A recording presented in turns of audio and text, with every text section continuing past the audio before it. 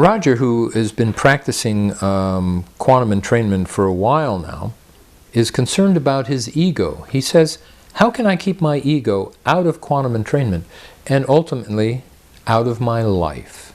Well, the best way to overcome ego, Roger, is to not try.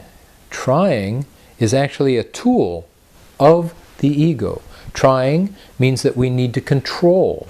And control is, when it's not used for something that's life-threatening, is usually a reflection of the ego trying to get more of something or try to keep or protect itself, to keep something away.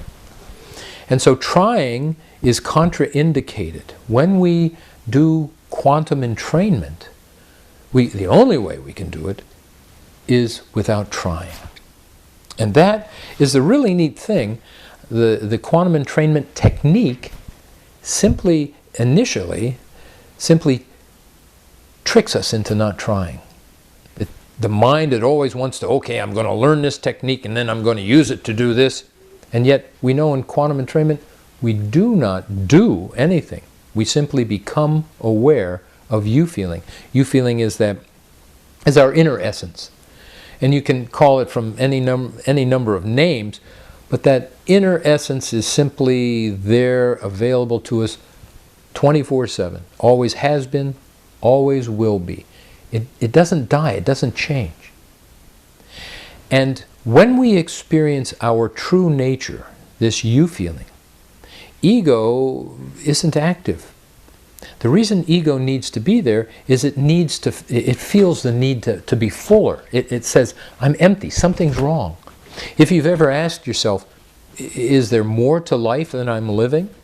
Or is this all there is? You know, your ego is said, I am living a life that is not fulfilling. I must do something more. It's a beautiful place to be.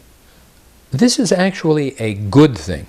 When you ask yourself, is there something more to life? Am I missing something? This means that you've had enough life experience to show you that the outward things are not going to bring you inner fulfillment. And in fact, the ego tries even harder. At this point, it's actually a good point because you're stopped, you're still in the water. And this thing, is there something more to life? What is it I'm missing? You see, you're stopped. Then you might say, maybe I need a relationship, or maybe I need to make more money. There's the mistake. What one needs at this point, and at every point in their life, is to become aware of their other side, the quiet side of life. You know, we're so out of balance. Life is very active, very hectic, in fact, and especially in industrialized nations. And we actually get proud. I have heard people say, I'm a workaholic, and they feel really good about that. And we think that multitasking is good. Well, it is if you absolutely need it, and if you're absolutely in balance with your quiet side. Because here's the thing. When life is out of balance towards the activity, which 99.9% of us seem to experience in this world, then we are grappling for things, we get something, we can't stay happy for very long, and we start after something else. We might go from a little bit of money to more money, we might go from one relationship to another. And that is because the silent side is missing. It is not feeding us. It is not giving us that fullness in life that's there. To be fully human, we need to balance the outer life with the inner joy and fullness that is there. And it's not hard. I mean, I know you've probably heard that it takes, for instance, years of arduous study and practice to clear your mind of thought. But with the quantum entrainment technique, you can do it in a matter of seconds. And I know you've heard that you must work very hard for many lifetimes, maybe, to become egoless, to step outside the influence of karma. And yet, there is no such thing as karma when you are aware. That's what becoming enlightened is. That is, stepping beyond karma. And yet, when that happens, that person says, oh, well, it was never there to begin with. That's what these enlightened souls have been telling us down through the ages. Basically, it's stepping outside the ego, or stepping outside the active side of life. Stepping outside of it is built into us as human beings. We do not have to try, and in fact, we cannot try. It is simply letting go. Now, what do I mean by letting go? Well, you can't just say, oh, I'm going to let go. That's trying, isn't it? You're just saying, I'm going to let go. And then the next question is, well, how do I let go? It's not a doing. It's a being.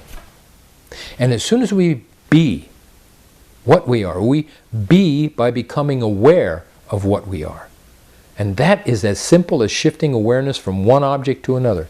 Go ahead. Look at one object in the room you're in. Now look at a different object. How hard was that? You see what I mean? Shifting. Okay? We shift from one object to another, and then we shift to pure awareness.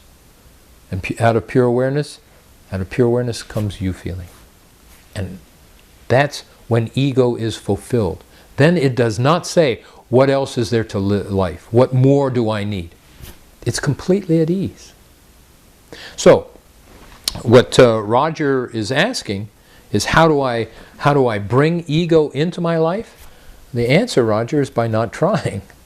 Is simply doing quantum entrainment, which is a process of awareness, expanding awareness, becoming aware of what you are, your basic nature.